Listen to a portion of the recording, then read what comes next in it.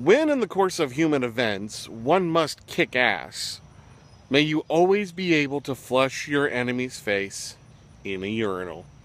Hello everybody, JDPaladin here for another review of the Haunted World of CW Season 6. This is episode 18, and this one was not one to miss.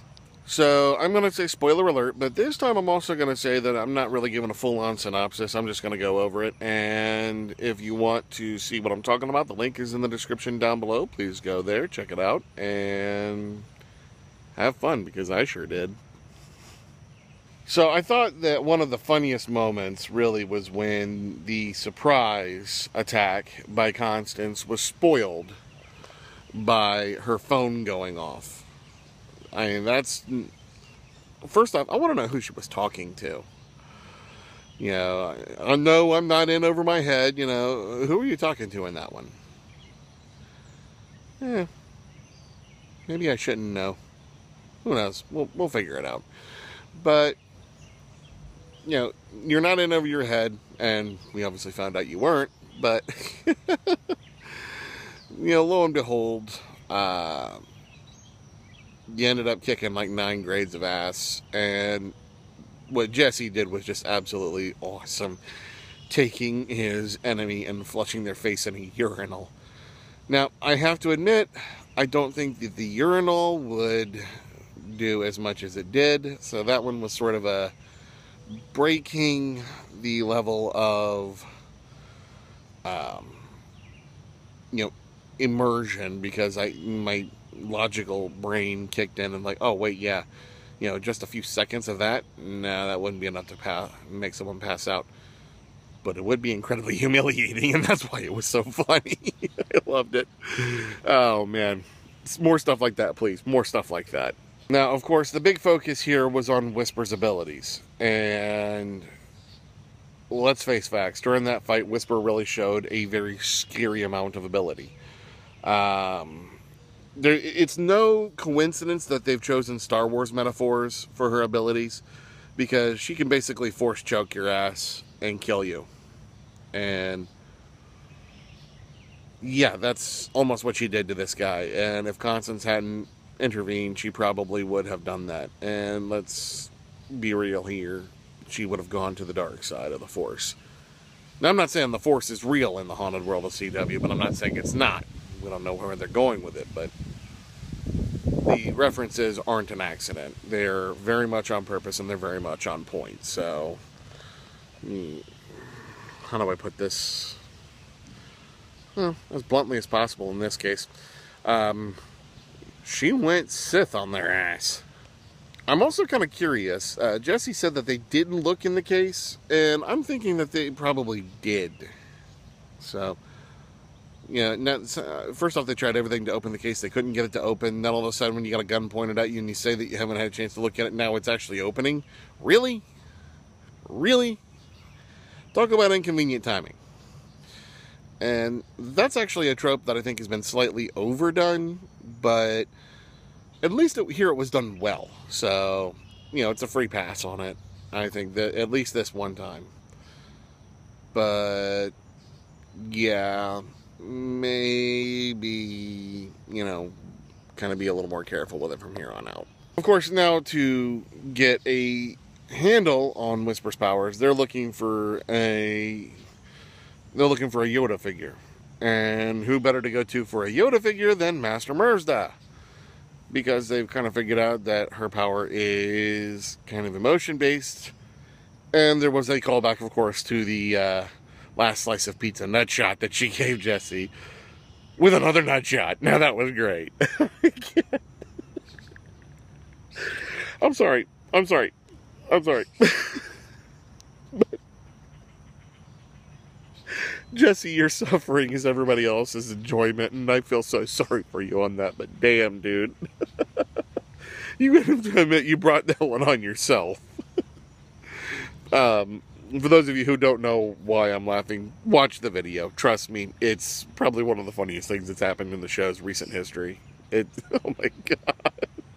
Now, one of my habits is that I won't read the description of the video until after I've watched it. the first time. I usually watch it twice to make sure that what I'm seeing is kind of accurate. And two things here happened that made me glad that I didn't. First off, Max and Jimmy, you know, dad and uncle of the girls, actually show up at the house. How was that ever going to end well? Even they know that that wasn't going to end well, and they did it anyway. What the actual... Well, I guess I might want to watch it this time, you know, just this once. But seriously, guys, there was no way that was going to end well. And, Constance, I want to say one thing here. There is a time to rise above the immaturity, and then there was a time to ride it like lightning.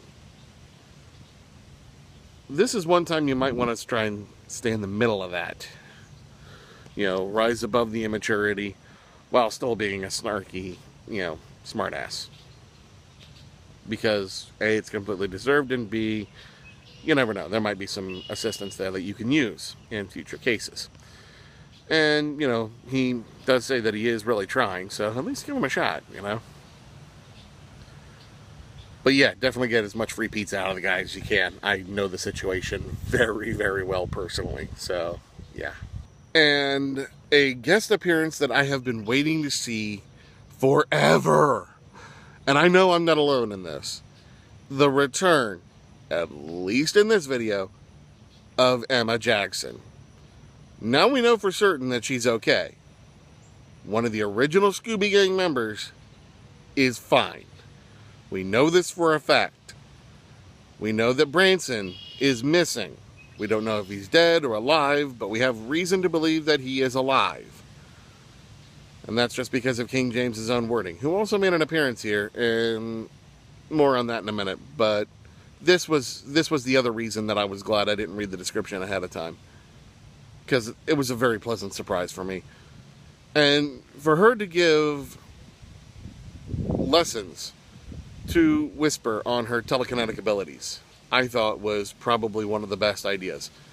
However, I'm wondering how it's going to affect King James's plans, because he says that Whisper is the one destined to destroy the world. Well, Emma has the same powers. And she's also one of the alchemist's children, so I'm kind of wondering how that's going to play into everything. It's kind of an interesting paradox. So I'm kind of wondering how they're going to bookend this. I don't know, quite frankly. But it'll be fun to see. So let's give that a shot. And of course, the requisite every other episode, King James.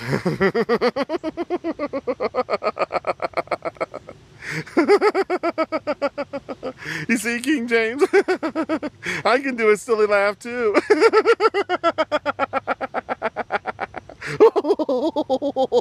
What's that? What's that, King James? You think mine's better than yours? Well, thank you.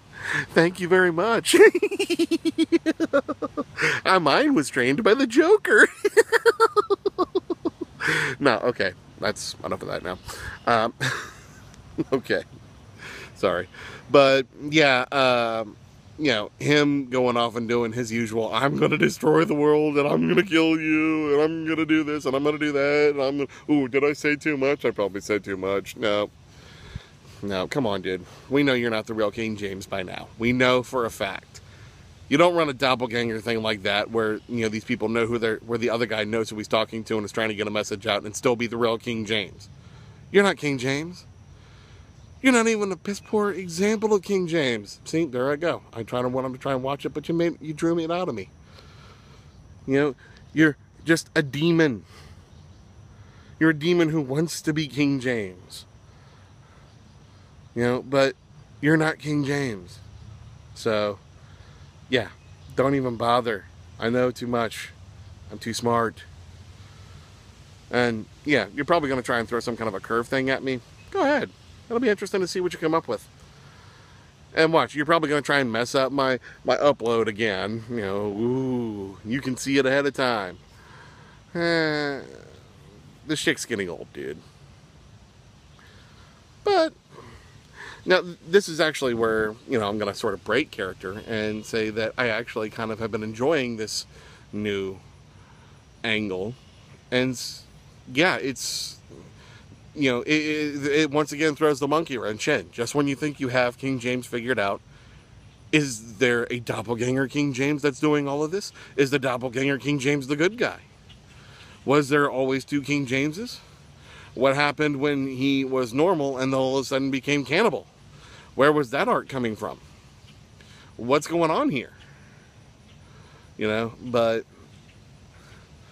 you know, seriously, I think doppelganger King James is the one that's been doing the whole Bakru thing, and that normal King James is the one that's the prisoner. In D&D terms, a doppelganger, in order to infiltrate, will keep the person that they're duplicating alive long enough to psychically feed off of memories. And I think that's kind of what we're seeing here. So, just my thoughts. Take form as you will, but yeah, I had my little King James moment there. Tell me what you guys thought. So that's my thoughts for Season 6, Episode 18 of the Haunted World of CW. Let me know what you thought. You know, there's a comment section down below. Go ahead and write them. You know, let me know what you think. That's how I improve. Also, I have a link to my Patreon down below. If you want to help the channel kind of grow and, you know, evolve into being able to do better videos, you know, by all means, you know, donate. If you can't afford to, you don't have to. It's all good. Also, you can find me on Twitter. And be sure to check out the link below for the Haunted World of CW. I give a link to the channel, not just the video. Why? Because there's a whole bunch of other videos there to watch. If you haven't seen this one, you know, and you haven't seen any of the other ones, check them all out. They are awesome. Seriously. And now there's a new thing where Britty44 is actually joining the cast. How much cooler does this get? Come on. Subscribe to their channel. Subscribe to mine. Like, comment on all of it. Seriously, please. And until next time, this is JDPaladin telling everybody out there, stay righteous.